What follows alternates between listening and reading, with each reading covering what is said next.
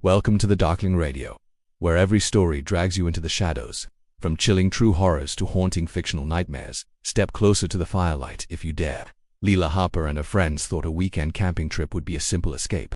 But as the fire crackled and the forest grew impossibly still, they noticed pale, twisted shapes emerging from the shadows. What began as a night of laughter turned into a fight to survive a presence that seemed to exist just beyond the light, waiting for the perfect moment to strike.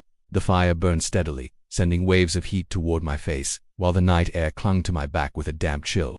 I sat cross-legged on the dirt, my eyes fixed on the shifting flames. They danced in unpredictable patterns, licking at the blackened logs until chunks collapsed inward, sending a shower of sparks into the air.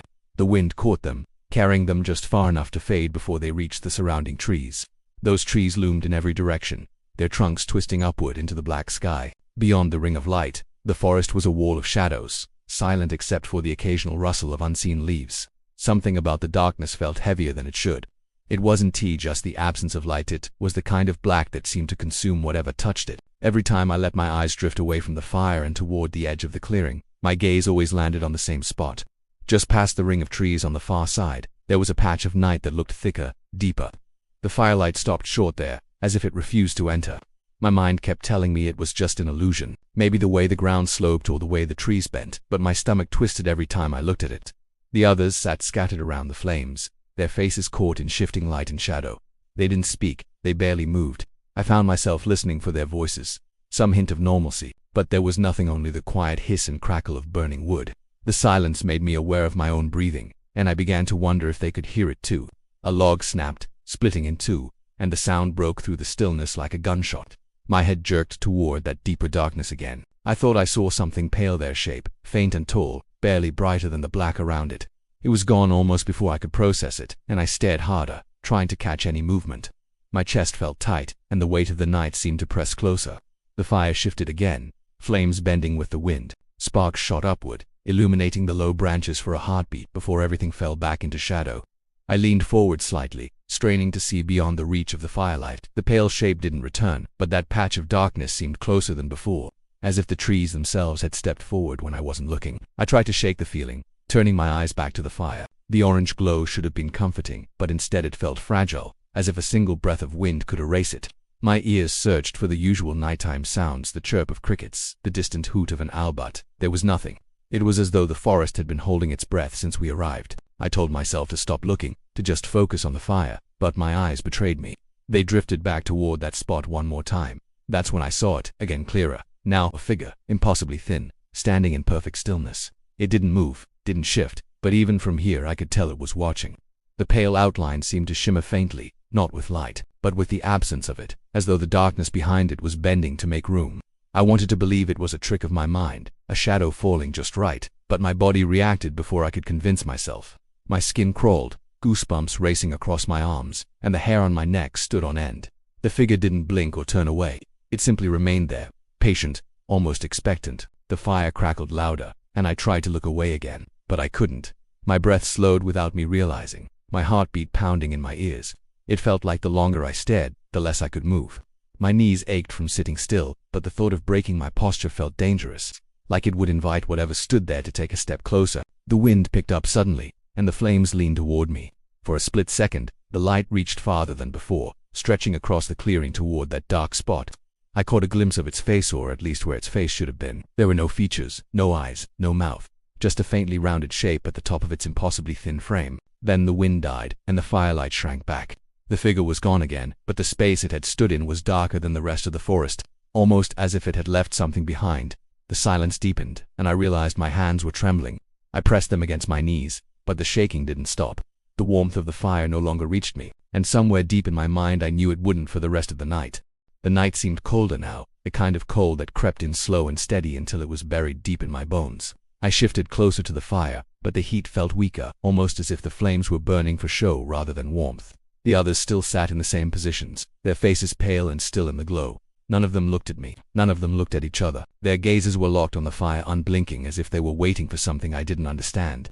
I found myself counting the seconds between the fire's pops and cracks, trying to fill the silence with anything at all. Each pause felt longer than the last, stretching out into empty space that seemed heavier than the air should be. The forest was too quiet, unnaturally so. I couldn't hear the faint trickle of the creek we'd passed earlier, nor the gentle sway of branches that should have been moving in the wind.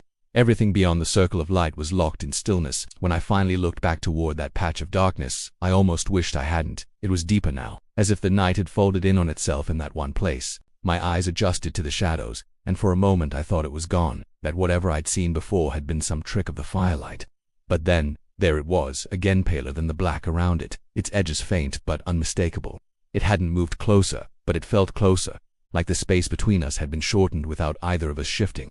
The shape seemed more solid this time. My mind tried to find something familiar in a tree, a rock, anything that would make sense, but nothing fit. Its proportions were wrong. Too tall, too thin. My chest tightened, and I pulled my arms in close, trying to ignore the way my pulse hammered in my ears. I looked away, focusing on the ground, the way the dirt and pine needles shimmered faintly in the flickering firelight, but the pull to look back was strong, almost irresistible. When I did, I noticed something that made my mouth go dry. There wasn't just one pale shape anymore. There were two. The second one stood slightly behind the first, angled toward me as if it were leaning to get a better look. The sight of it sent a wave of heat through my body that had nothing to do with the fire. My thoughts scrambled, searching for an explanation, but all I could think about was the quiet. The deeper it got, the more I felt like that silence was listening. I wanted to say something, to break whatever strange hold the night had over the others, but my voice wouldn't come. My throat felt tight, my tongue heavy. I turned to see if anyone else had noticed, but the faces across from me were the same as before, still blank, almost lifeless. The firelight danced over their skin, but their expressions didn't change. The wind stirred suddenly, carrying with it the smell of damp earth. The flames bent and shifted, and in that brief movement of light, the pale shapes seemed to ripple, like water disturbed by an unseen hand. Then the wind died, and they were still again, their heads tilted slightly to one side. A cold shiver rolled down my spine.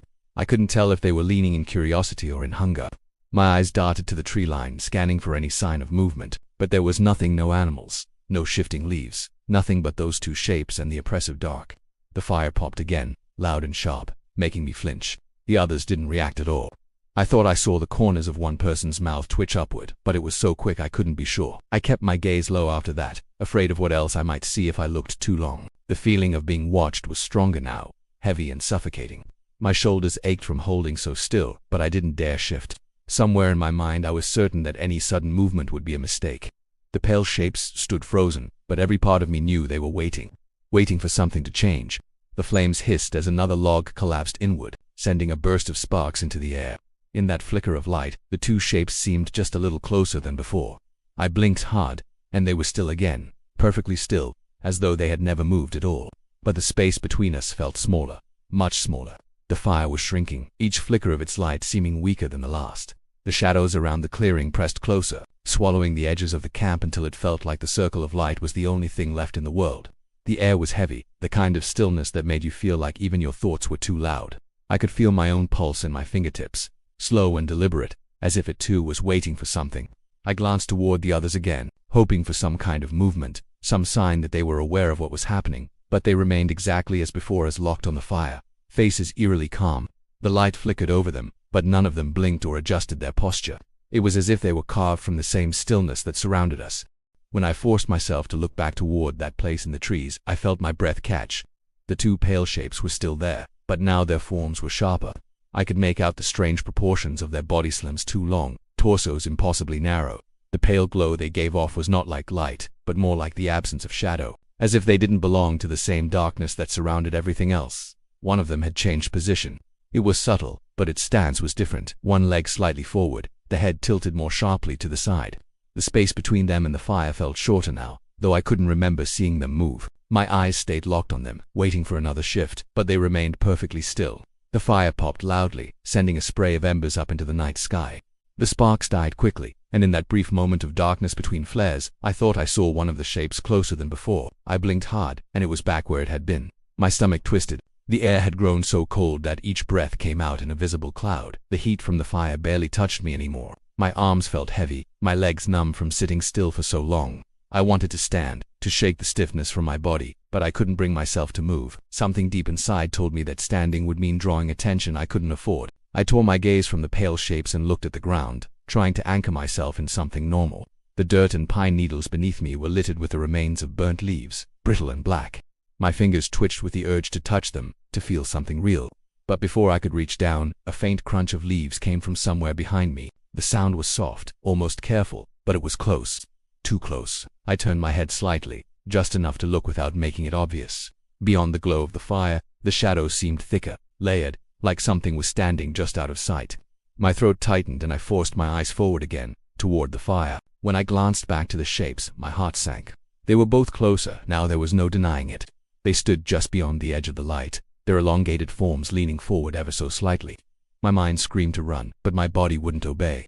I could see the faint outline of where their arms hung, too low to be human, the joints bending in a way that didn't seem possible. The others still hadn't moved. Their stillness was more disturbing now than the shapes themselves. It was as if they were part of whatever was happening, as if they knew and had already accepted it. The fire between us flickered weakly, and I realized with a deep, cold certainty that it was dying. A sudden gust of wind came from behind, brushing the back of my neck like cold fingers. The flames bent forward with it, lighting up the tree line for a fraction of a second. In that instant, the pale shapes seemed to stretch taller, their heads nearly brushing the lower branches. Their faces, or what should have been faces, were smooth and featureless, yet somehow still fixed on me. The wind faded, the fire straightened, and they were still there, unmoving. But now I could hear something faint beneath the crackle of the fire. A low, steady sound, like breathing, but drawn out too long, as though the lungs producing it were far larger than they should be. It came from the direction of the shapes, deep and slow, and with each exhale, the air grew colder. The log in the center of the fire gave way, collapsing inward, and for a split second the flames surged. In that flare of light, I saw them both clearly standing just at the edge of the clearing, long arms hanging almost to the ground. My breath caught in my throat, and I knew, with an unshakable certainty, that they were closer now, not because they had moved, but because the darkness itself had brought them forward. When the light dimmed again, they hadn't stepped back. They stayed where they were, watching, waiting. I sat frozen, my body locked between the need to move and the certainty that moving would make things worse. The fire's glow was fading faster now, shrinking into a trembling core of orange embers. The shadows beyond us were thick, almost tangible, curling around the clearing like they were alive. Every flicker of flame seemed to push them back for only a heartbeat before they crept forward again. I glanced toward the others, desperate for any sign of awareness, but they were unchanged. They sat in their same positions, eyes fixed on the fire, their expressions locked in that unnatural calm. The flickering light gave their faces a strange, lifeless quality, skin pale, eyes hollow, lips faintly curved upward in a way that felt wrong. It was the smile of someone who wasn't really there. The air had gone still, yet the sensation of movement was all around me. I could feel it in the ground, a faint vibration, almost like footsteps, too soft to be heard. I didn't want to look, but my eyes betrayed me. They drifted to the edge of the clearing. The pale shapes were gone. For a moment, relief surged through me, cold, thin, and fleeting. The forest stood silent, unmoving, but the absence of those figures was worse than seeing them. The dark space they had occupied seemed even deeper now, a hollow cut into the night. My heart pounded in my chest as my eyes darted from tree to tree, searching for any hint of movement. That's when I noticed the shadows behind the others. At first I thought they were tricks of the firelight, the way the flames bent and shifted, but they didn't move with the flicker. Each one stretched higher than it should, long and thin, bending in strange angles that didn't match the people they belonged to. They were too tall, too narrow, too wrong. I felt my stomach twist as the truth settled in. Those weren't shadows. My gaze fixed on the person sitting directly across from me. Behind them, the tall silhouette leaned forward ever so slightly, as though it were listening to something just beneath the surface of the fire's crackle. Its outline was pale, faintly glowing, the same as the shapes from the tree line. The difference was that now, it was close enough to touch. One by one, I scanned the others. Each of them had one, a thin, towering figure standing behind them, its head tilted at the same strange angle, its arms hanging so low they almost brushed the ground. None of them moved, but I could feel their attention shift. They were aware of me now. The fire popped loudly, and the shadows seemed to ripple in unison. The heads tilted a fraction more, the limbs twitching in slow, unnatural motions. My chest tightened until it hurt. I pressed my palms into the ground, fighting the urge to get up and run, but every instinct screamed that if I broke the circle of the firelight, I wouldn't make it far. The embers in the center of the pit shifted, and a faint gust of wind swept through the clearing. For a second, I could smell something sharp and metallic, almost like rust. The shapes behind the others seemed to breathe in at the same time, their heads lifting slightly before settling back into that angled pose. I turned my eyes toward the ground, but the sensation of being surrounded only grew stronger. My thoughts were scattered, fragmented. Every part of me wanted to believe there was still some normal explanation for what I was seeing, but my mind kept coming back to the same chilling realization: they were here for a reason, and the others had already given themselves to it. The warmth from the fire was gone completely now. The cold pressed against me from all sides, sinking into my skin, slowing my heartbeat. I could hear it faintly again, that deep drawn-out breathing. Only now it wasn't coming from the edge of the clearing. It was everywhere. A shift in the air made me glance up, and that's when I saw them move. The shapes behind the others began to peel away, detaching from the people they stood over. Their heads straightened, their bodies unfolding to their full, impossible height. Even without faces, I could feel their focus lock on me. The fire hissed weakly, the last of the flames clinging to the logs. I sat frozen, my breath shallow, my hands gripping the dirt, so tightly it dug into my skin. The shadows leaned forward, all at once, and the clearing felt smaller than ever. The dark around us no longer seemed content to stay at the edges. It was coming in. I couldn't feel my fingers anymore. The cold had gone past the skin, past the bone, settling somewhere deep inside me where no warmth could reach. The last bits of flame in the fire pit flickered weakly, each one fighting a losing battle against the darkness. The shapes stood in a loose ring now, pale and towering, their thin frames swaying almost imperceptibly, like they were breathing in time with one another. They made no sound, yet the air was filled with a sensation of movement, as if something vast was shifting just beyond my understanding.